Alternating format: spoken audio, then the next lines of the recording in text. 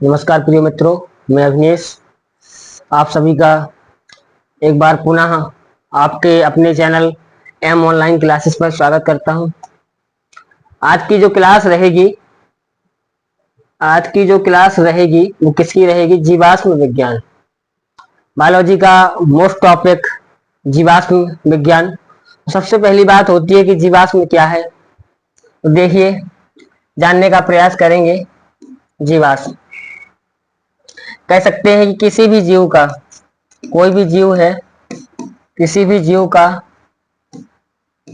मृत शरीर जब क्या होता है, अवशेष के रूप में पाया जाना। क्या कह सकते हैं? सिंपल से रूप कहें, क्या है? अवशेष के रूप में पाया जाना। किसी भी जीव का शरीर क्या होता है? अवशेष के रूप में। तो देखा गया चट्टानों में, हमने देखा कि किसी प्राणी के क्या हो गए, पाए जाने के साक्ष्य पाए गए। ठीक, कई जगह गर्तों में साक्ष्य पाए गए, तो उन साक्ष्यों को हम क्या बोलते हैं? जीवाश्म विज्ञान बोलते हैं। जीवाश्म विज्ञान के अध्ययन को, जीवाश्म विज्ञान के अध्ययन को क्या बोलेंगे? स्टडी को पैलियोंटोलॉजी कहेंगे। बहुत बार पूछा गया क्वेश्चन है, बता रहा हूं कि फॉसिल के स्टडी को, जीवाश्मों के अध्ययन को पैलियोंटोलॉजी कहा जाता है या जीवाश्म विज्ञान कहा जाता है। इसके अतिरिक्त एक क्वेश्चन आपसे और पूछता है कि पैलियोंटोलॉजी के फादर कौन है। यदि आपसे केवल फादर पूछेगा, मतलब वर्ल्ड की बात कर रहा है, तो आप किसका नाम लेंगे? डी विंसी का नाम लेंगे। और अगर आपसे इंडियन फादर पूछेगा, क्या पूछेगा? इंडियन फादर पूछेगा, तो आप नाम लेंगे किसका? बीरबल साहनी का। किसका नाम लेंगे? बीरबल साहनी। एक क्वेश्चन और यहां से उठता है कि बीरबल साहनी शोध संस्थान कहां है? बीरबल साहनी शोध संस्थान कहां है? तो आप क्या बताएंगे कि लखनऊ में क्या होगा, इनके नाम पर एक संस्थान है जिसे बीरबल साहनी शोध संस्थान के नाम से जाना जाता है। कई बार पूछा गया, विगत वर्षों में पूछे गए क्वेश्चन है ये, तो आप लोगों ने देखा। अब फॉसिल की स्टडी को हमने पैलियोंटोलॉजी कहा। अगर किसी हम पौधे के फॉसिल की स्टडी कर रहे हैं, किसी हम प्लांट फॉसिल की स्टडी कर रहे हैं, तो उसे हम क्या बोलेंगे? पैलियोबॉटनी कहेंगे। जबकि यदि किसी हम जीव की बात कर रहे हैं, एनिमल्स की बात कर रहे हैं, तो उसे हम क्या बोलेंगे? पैलियोजूलॉजी बोलेंगे। इतनी बात क्लियर? आगे बढ़े। आगे आप देख रहे हैं, लगातार 9th क्लास से पढ़ते आ रहे हैं आप। जिराफ के डायग्राम जैसे ही देखते हैं तो एक थीम बन जाती है लेमार्क साहब की, कि लेमार्क साहब ने कभी हमें जिराफ के बारे में बताया था। क्या बताया था जिराफ के बारे में? इन्होंने ये बताया कि रेगिस्तान पर एक समय ऐसा आता है, वातावरण में परिवर्तन हुआ। मतलब क्या हो गई? धरातल पर क्या हो रही थी? घास खत्म हो गई थी। यदि धरातल पर घास खत्म हो गई थी, तो लगातार जिराफों को क्या करना पड़ा? घास खाने के लिए, या कह सकते हैं कि अपने जीवन यापन करने के लिए, पोषण पाने के लिए अपनी गर्दन को लगातार पौधों तक, पेड़ों तक पहुंचाने का प्रयास किया गया। और उन्होंने कहा कि लगातार ऐसा करते करते जो ऐसा करने में सफल रहे वो जीवित रहे, और जो ऐसा नहीं कर पाए वो क्या हो गए? प्रकृति ने उन्हें अस्वीकार कर दिया, और ये लक्षण वंशागत बन गया। इन्होंने ये बात कह दी कि वातावरण के द्वारा प्राप्त लक्षण वंशागत बन गया। सबसे बड़ी बात ये थी कि जिराफों ने लगातार क्या किया? एनवायरमेंट में हो रहे बदलाव के तरीके से एडॉप्ट किया, और वो एडॉप्टेशन क्या बन गया? वंशागत हो गया। मतलब आज वर्तमान जिराफ का जो लंबी गर्दन हो गई, वो कह रहे थे कि ऐसा है, ये उपार्जित लक्षणों के कारण ही हुआ है। तो जो लेमार्क साहब थे, उनका पूरा नाम था जीन बैप्टिस्ट डी लेमार्क। क्या नाम था? Jean Baptiste D Lamarck. इनकी एक पुस्तक थी, पुस्तक पूछी जाती है कि लेमार्क साहब की कौन सी पुस्तक थी, तो पुस्तक का नाम होगा जूलॉजिक फिलोसफिक। क्या नाम होगा? जूलॉजिक फिलोसफिक नाम होगा। इतनी बात क्लियर। और कब प्रकाशित हुई? 1809 में, 1809। बहुत बार सन भी पूछी जाती है कि कब प्रकाशित हुई थी, तो आप बताएंगे 1809 में एक लेमार्क साहब की पुस्तक प्रकाशित हुई, जूलॉजिक फिलोसफिक, 1809 में। इनकी थ्योरी का नाम पूछता है कि इन्हें कौन सी थ्योरी दी थी? उपार्जित लक्षणों की वंशागति का सिद्धांत। कौन सा सिद्धांत दिया? उपार्जित लक्षणों की वंशागति का सिद्धांत। उपार्जित लक्षण वे लक्षण जो हमें क्या होते हैं, जन्म के बाद क्या होते हैं? प्राप्त होते हैं, वातावरण से प्राप्त होते हैं। उन लक्षणों की वंशागति, मतलब बताया कि जिराफ में जो वातावरण से परिवर्तन हमें बदलाव देखने को मिला गर्दन का, जो गर्दन हमें बदली हुई दिखाई वो क्या बन गई, वर्तमान जिराफ का क्या बन गया, स्ट्रेच करते करते आज इसका वर्तमान लक्षण बन चुका है। तो ये सिद्धांत इनका था। इसी के साथ साथ इनका एक सिद्धांत ये भी कह सकते हैं कि अंगों के उपयोग उपयोग और अनुपयोग का सिद्धांत, अनुपयोग का सिद्धांत, मतलब use and disuse of organ, ये भी एक इनका सिद्धांत था। इन्होंने बताया कि जिस अंग का उपयोग हम ज्यादा करते हैं वो ज्यादा विकसित हो जाता है, और जिसका उपयोग करना हम बंद कर देते हैं वो नष्ट हो जाता है। मतलब ऐसा कभी कहा इन्होंने कि पहले सांपों की टांगे हुआ करती थी, जो बिलों में घुसने में क्या करती थी, जाने में दिक्कत करती थी, तो उनका उपयोग करना धीरे धीरे बंद किया गया, मतलब अंततः वो कैसी हो गई, विलुप्त हो गई। इसी प्रकार से क्या हो, मनुष्य में पूंछ का पाया जाना एक एटाविज्म या पूर्वजता का लक्षण है। आगे देखें, लेमार्क साहब ने अपनी बातें बताई, लेकिन बीजमैन साहब को ये बातें पची नहीं। इन्होंने क्या कर दी, इसकी आलोचना कर दी। कह दिया कि क्या लोहार का बच्चा लोहार हो सकता है, क्या डॉक्टर का बच्चा डॉक्टर हो सकता है। इन्होंने ये कहा कि लगातार पूरे जीवन काल लोहार अपने हाथों से काम करता है, उसके हाथ मजबूत हो जाते हैं, तो क्या जो नया बच्चा आता है उसके हाथ मजबूत होते हैं। एक डॉक्टर साहब पूरे अपने जीवन काल में लगातार प्रैक्टिस करते हैं, तो जरूरी थोड़ी ना उनका लड़का डॉक्टर ही हो। मतलब उन्होंने कहा कि कोई भी उपार्जित लक्षण वंशागत नहीं हो सकता है। मतलब उन्होंने कहा कि अपने पूरे जीवन काल व्यक्ति क्या करता है, सेविंग करता है, दाढ़ी मूछ बनवाता है। तो ऐसा तो है नहीं है कि बिना दाढ़ी मूछ के बच्चे पैदा होने लगते अभी, क्योंकि यदि लक्षण वंशागत हो सकता है, उपार्जित लक्षण तो हो जाना चाहिए था। और इसी के साथ इन्होंने अपने प्रयोग चूहों पर किया। इस पर चूहों पर लगातार 20 पीढ़ियों तक, भावी अध्यापक को प्रयास करिएगा, लगातार 20 पीढ़ियों तक चूहों की पूंछ को काटने का प्रयास किया गया, और देखा गया कि जब 21वीं और 22वीं पीढ़ी में हम पहुंच रहे हैं तब भी उसमें पूंछ पाई जा रही है। मतलब पूंछ का खत्म होना तो बहुत दूर की बात, उसके साइज तक में बदलाव देखने को नहीं मिला। इस प्रकार से आपसे पूछता है कि लेमार्क बात की आलोचना किसने की थी, तो आप क्या नाम देंगे, बीजमैन का नाम देंगे। यदि क्लियर हुआ है तो इसी क्रम में आगे देखेंगे। इसी क्रम में जब लेमार्क बात हम पढ़ लेते हैं तो आते हैं आपके कौन, डार्विनबाज। डार्विनबाज, इनका पूरा नाम साइंटिस्ट जो थे चार्ल्स डार्विन था। क्या था, चार्ल्स डार्विन। चार्ल्स डार्विन साहब आए, इनकी पुस्तक भी बहुत पूछी गई है, जीवों की उत्पत्ति। किसकी पुस्तक है, कंटिन्यू करें, थोड़ा सा टेक्निकल प्रॉब्लम थी। बता रहे थे कि डार्विन बात के जो बात थी, इनकी पुस्तक चार्ल्स डार्विन साहब की एक पुस्तक थी, इसका नाम क्या था, जीवों की उत्पत्ति। बहुत बार पूछी गई पुस्तक है जीवों की उत्पत्ति, ओरिजिन ऑफ स्पीसीज। जितनी बार पुस्तक पूछी गई है उससे ज्यादा अधिक बार इसका प्रकाशन पूछा गया है। जितनी बार पुस्तक पूछी गई है, पुस्तक तो पूछी ही गई है, पुस्तक के साथ साथ इसका प्रकाशन वर्ष भी याद करना बहुत जरूरी है। कितनी अच्छी बात देखिएगा आप, 1805 में 1805 में पुस्तक देते हैं कौन, आपके लेमार्क साहब, जूलॉजी ऑफ फिलोसफी। और उसी के जस्ट 50 साल बाद, सॉरी 1809 में वो देते हैं, और इसी के 50 साल बाद ये पुस्तक लगातार आ जाती है। तो आपको एक लोगों को क्या करना है, याद रखना है। 1809 आप याद रखिएगा कि लेमार्क साहब की पुस्तक आती है, और इसी के 50 साल बाद डार्विन साहब की 1859 में पुस्तक आती है, ओरिजिन ऑफ स्पीसीज, जीवों की उत्पत्ति।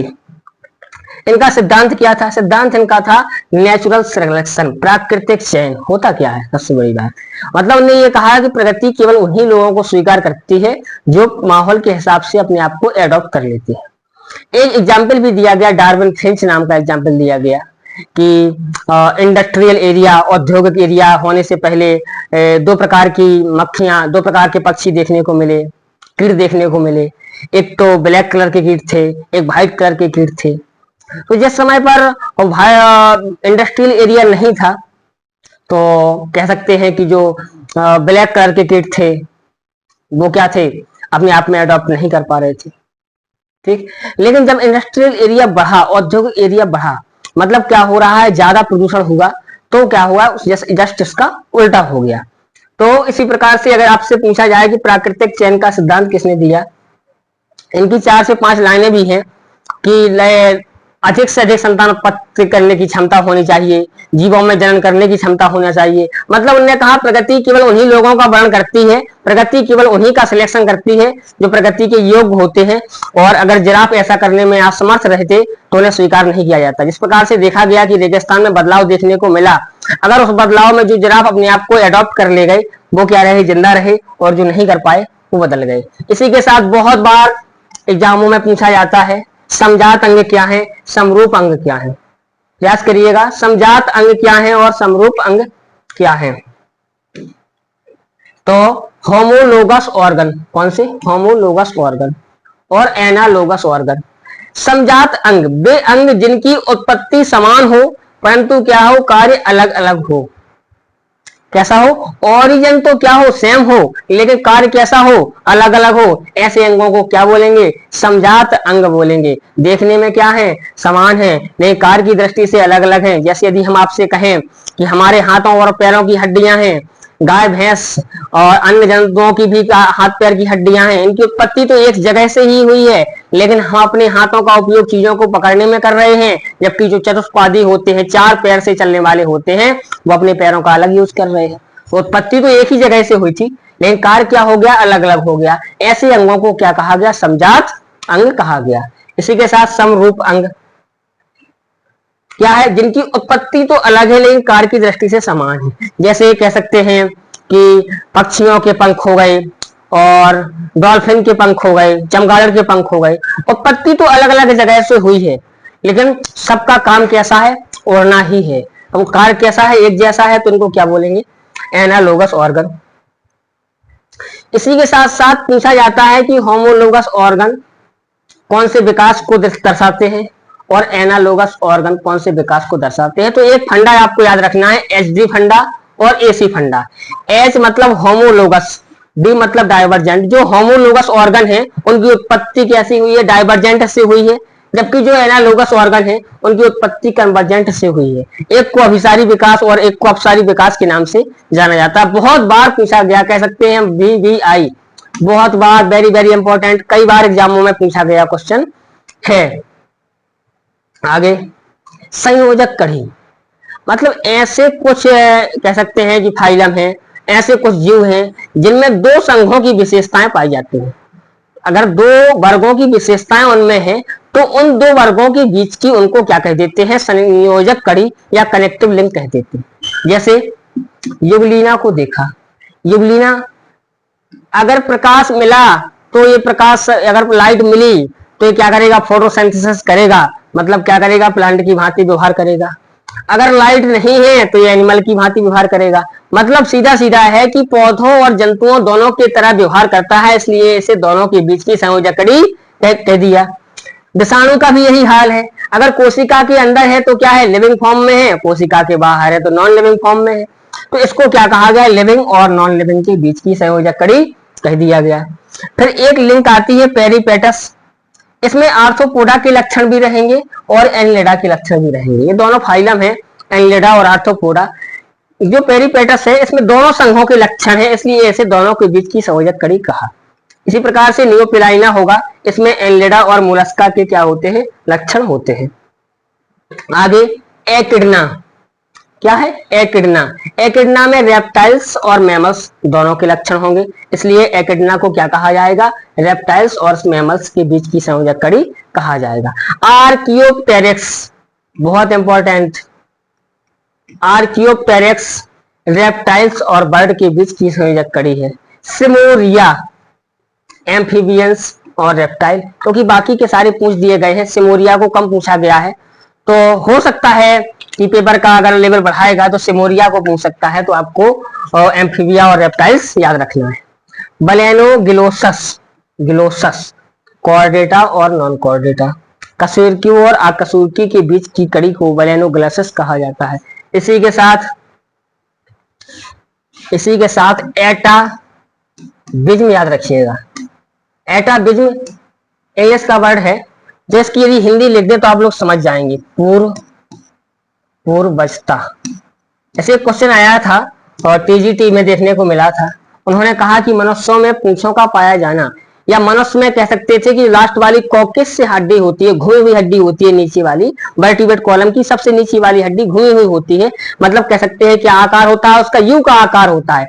वो हड्डी के शेप को बता रही है कि पहले हमारे पूर्वजों में हड्डी रही है।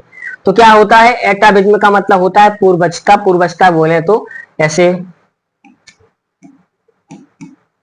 हड्डी, या कह सकते हैं हड्डी का मतलब कह सकते हैं कि tail bone, tail bone, tail bone का पाया जाना क्या है, एटाबिज्म।